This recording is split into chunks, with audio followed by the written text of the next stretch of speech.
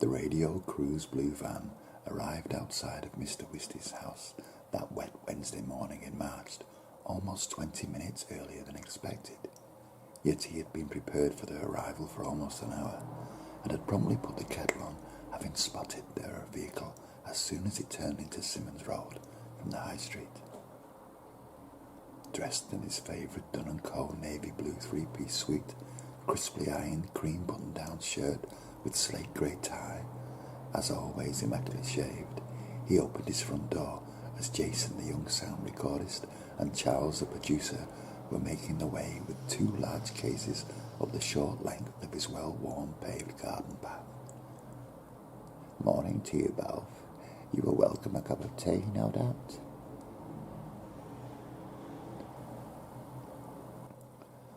While they began setting up the recording equipment on his walnut kitchen table, he carefully counted out 4 tea bags into his beloved mother's blue and white striped teapot, smiling internally while hearing a familiar mantra, "One for the pot, my boy, one for the pot."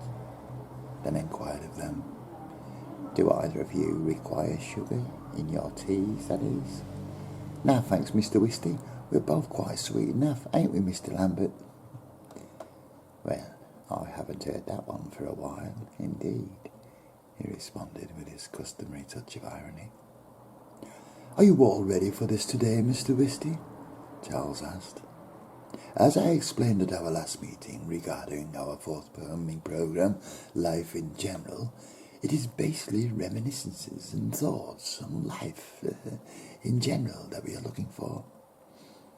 With a gentle nod, Mr. Wistey indicated to the producer he was ready, while placing 2 strong cups of tea on the table for them. "We better keep those away from the equipment, I'm afraid," urged Jason, whose ghostly moustache Mr. Wistey admired greatly. "Ah, yes, indeed so. For undoubtedly accidents do happen, as they say."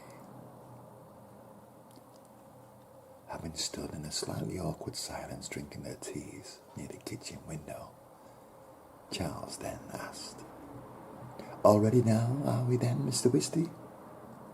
"Indeed, as ready as I'll ever be, I should say." And he sat down at the head of his kitchen table in front of the grey foam-covered microphone. Just relax, say whatever you feel, and if it helps, just imagine we're not even here," with one eye raised. "Well, who said that, I wonder?" "Rolling, Mr. Wistey.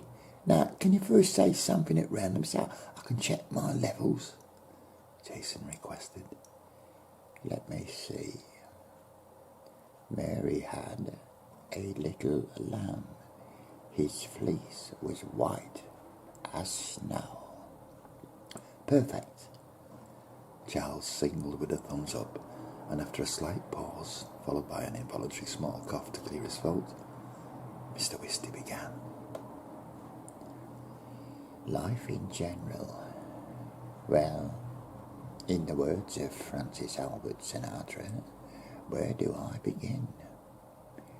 Well, the start is generally a good place to begin, and indeed, whether we be of high birth or low, life begins within the womb. In many ways, that initial start is quite a unique moment, for within the womb we are all, as it were, in an undeniably similar position.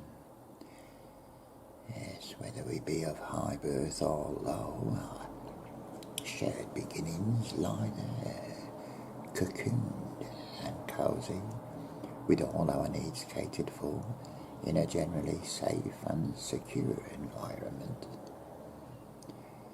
where life is, for the most part, generally rather good.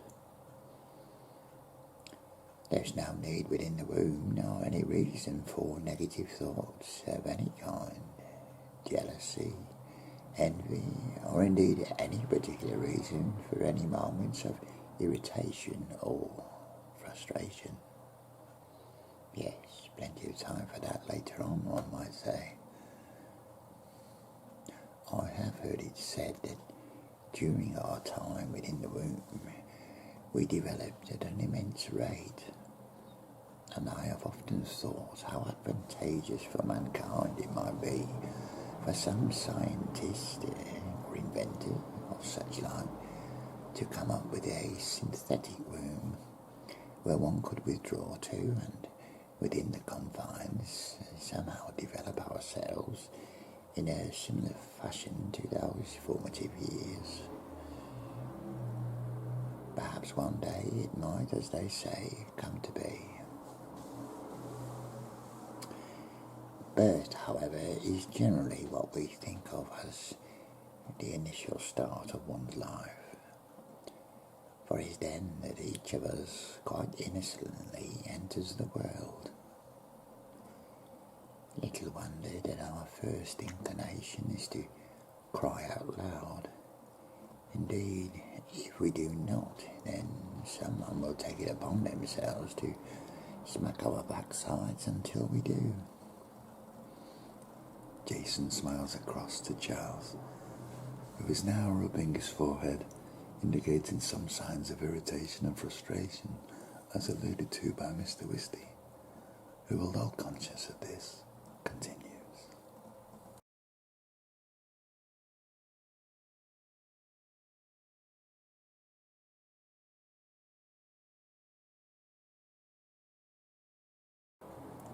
The Radio Crew's blue van arrived outside.